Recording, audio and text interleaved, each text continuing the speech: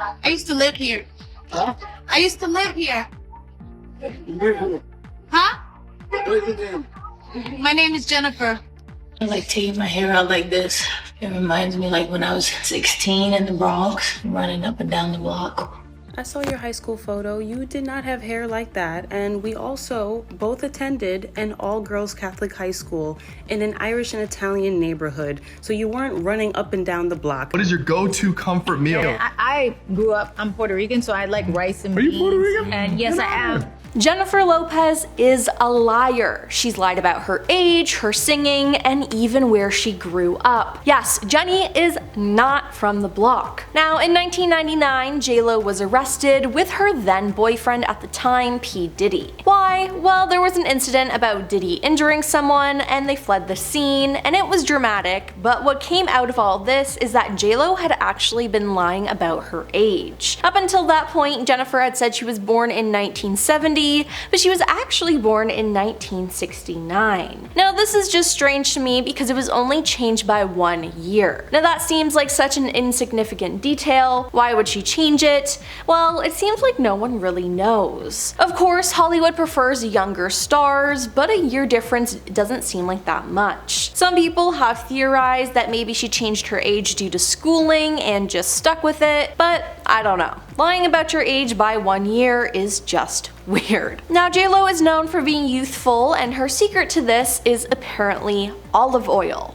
Yep, you heard that right. The star spoke out ahead of the launch of her J.Lo Beauty skincare range in December 2020, saying of olive oil, "It's the secret I've used over the years because it really does work." Now, she went on to encourage people to also be vigilant with sunscreen, explaining, "One of the big things I would encourage everyone to do from the time they're 15 years old, even younger, is wear sunscreen every day." But some fans found another way that she maintains her youthful appearance online by using video and photo filters. TikTok user @NeedTheDeets exposed the trick she uses as its video filters. "Wait for the filter to fall off to see J-Lo's real skin texture," they captioned the video, which was a promotion for sport water. In the footage, Jennifer looks flawless, but at one point she leans closer to the camera and her skin looks less smooth and far from perfect. Jen then quickly readjusts herself, making the glitch last about half a second, but it just proved that she's not perfect. Now, this makes me question, does she even use olive oil on her skin, or did she just say that? I don't know, but all I know is that she's human and isn't perfect. Now, plastic surgeon Corey Hartman took to Instagram to challenge J-Lo on this claim. He said, "There are some things that I think and other things that I know for sure. I think Jennifer Lopez is probably forgetting if she's ever had Botox, but I know for sure that she's used more than olive oil to maintain that glow. I really thought we'd turn the corner on Botox denial and judging others for personal choices when it comes to cosmetic procedures. Let's not go back to stigmatizing Botox. To each his own, and good luck to J-Lo with the olive oil. We don't believe you, but we still love you, Jenny." Now, Jennifer has obviously not responded to these claims, but everyone knows it's true. Now, if you didn't know, J-Lo is notorious for stealing from other artists. The fact that we've let her get away with it so much is honestly crazy. Now, J-Lo caught her big break in 1997, where she starred as the late Latin pop singer Selena in her biography of the same name. After the film, J-Lo got into music. Her demo was picked up by music exec Tommy Mulata and Sony Music. She then dropped her debut album On the 6th in summer 1999,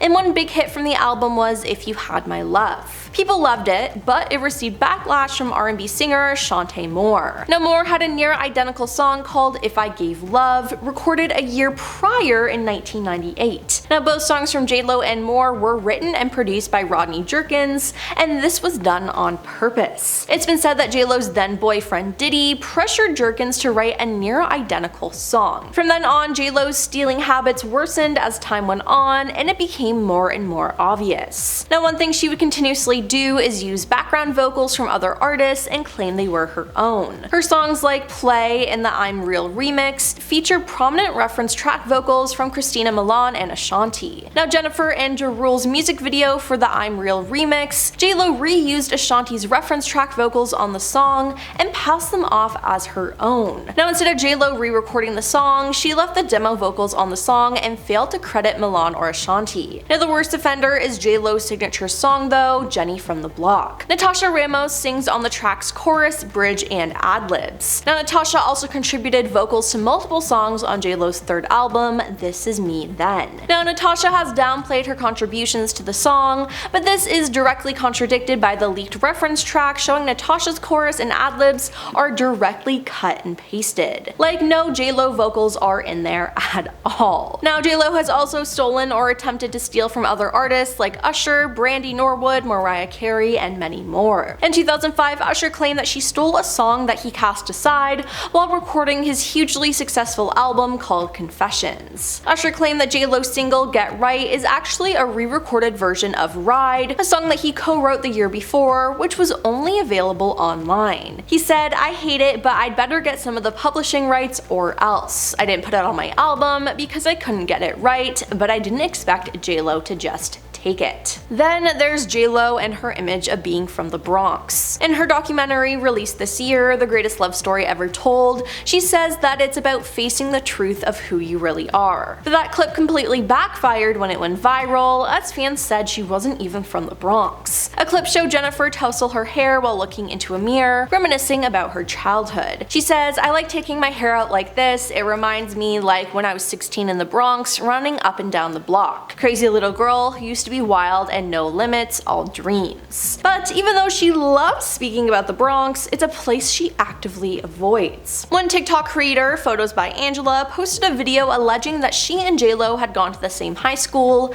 and claims to have waited for years before speaking out, having been annoyed in silence. In the TikTok clip, she bluntly accuses J-Lo of lying and using the residents of the Bronx to look human. "We both attended an all-girls high school in an Irish and Italian neighborhood, so you weren't running up and down the block," she says. Not to mention the fact that J-Lo starred in a commercial that took place in the Bronx, but the ad backfired when the Smoking Gun reported that J-Lo never actually went to the Bronx to film the ad and that a body double stand-in was used instead. It seems like she really doesn't like being Jenny from the Block. Now, along with stealing songs, she apparently doesn't always sing live. In November 2021, she was slammed by music fans for allegedly lip-syncing during her American Music Awards performance as she took the stage to carry out her brand new song, On My Way, Marry Me. Now another angry reviewer ranted, "Come on with the overproduced singing, this commercial sounds exactly like her live vocals did." Now a commentator pointed out, "Why are you lip syncing? You have a great voice, just sing the song." Now this isn't the first time this has happened though, as in 2014 she was caught lip syncing her performance of I Love Ya Poppy on American Idol. Now this just wasn't a good look